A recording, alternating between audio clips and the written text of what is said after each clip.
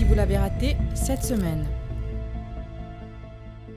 Les noms des lauréats ont été annoncés ce vendredi et la surprise vient du Modern College du FLAC qui enregistre le 3e lauréat de son histoire. Le jeune prodige Megdud Sunmukia, 17 ans, s'est démarqué dans la filière scientifique. Après le CPE, ses parents ont refusé de l'envoyer dans un Star College, considérant que le Modern College du FLAC a disposé de toutes les facilités nécessaires. Au total, à Maurice et à Rodrigue, 8 975 candidats ont participé aux examens de la HSI. Le taux de réussite s'élève à 74,95%, une légère baisse par rapport à l'année dernière. À Rodrigue, cependant, une hausse considérable du taux de réussite a été enregistrée, celui-ci passant à 67,92%. Nouveau cas de violence conjugale mortelle. Jayanata, 23 ans, a été tuée en pleine rue par son époux Manjit Bangoy le dimanche 2 février. Le couple vivait séparément, l'épouse étant souvent victime des coups de ce dernier. Jayanata tentait de refaire sa vie avec ses 2 enfants en bas âge quand Manjit Bangoy l'a interpellé à poste du FLAC. Il lui a asséné un coup de couteau fatal au cou. Face à la justice, une charge provisoire de meurtre a été retenue contre le suspect qui a été placé en détention.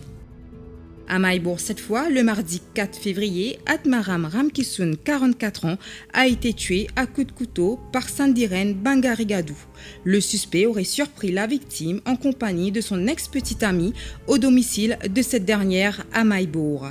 Sandiren Bangarigadou a été arrêté et traduit en cours. Une charge provisoire de meurtre a été retenue contre lui. Il est retourné sur les lieux du crime pour une reconstitution des faits avant d'être de nouveau placé en détention. Le Parlement a repris ses droits le lundi 3 février. Le leader de l'opposition Arvind Boulel a adressé sa première private notice question au ministre de la Santé Kailash Jagatpal. L'interpellation concernait notamment les mesures prises pour faire face au coronavirus à Maurice.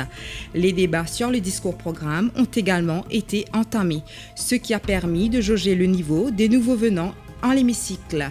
Dans la soirée, le Leader of the House a ajourné les travaux parlementaires au 14 février, soulevant les critiques de l'opposition. Les vols directs d'Air Mauritius de et vers Shanghai ont été suspendus. C'est ce qu'a annoncé le Premier ministre Pravin Jugnauth le dimanche 2 février. Cette décision a été prise par mesure de précaution face au coronavirus qui sévit en Chine. 12 Mauriciens ont été évacués de Chine et placés en quarantaine en France. Ils y resteront durant 2 semaines avant d'être rapatriés à Maurice. Un autre compatriote s'est retrouvé SDF en Chine en raison du coronavirus. Les autorités mauriciennes ont toutefois pu prendre des dispositions pour son rapatriement dimanche. À Maurice, toutes les personnes ayant traversé la Chine sont placées en quarantaine à l'hôpital de Souillac et au centre de jeunesse d'Anse-Larrey.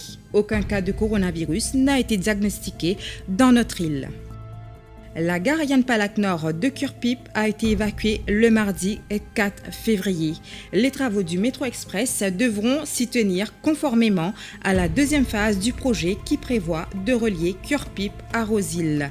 Les opérations des compagnies d'autobus se déroulent désormais à l'angle des rues Jorningham et Le Clésio, où a été aménagée une gare temporaire. La fin des travaux pour cette 2e phase est annoncée pour 2020.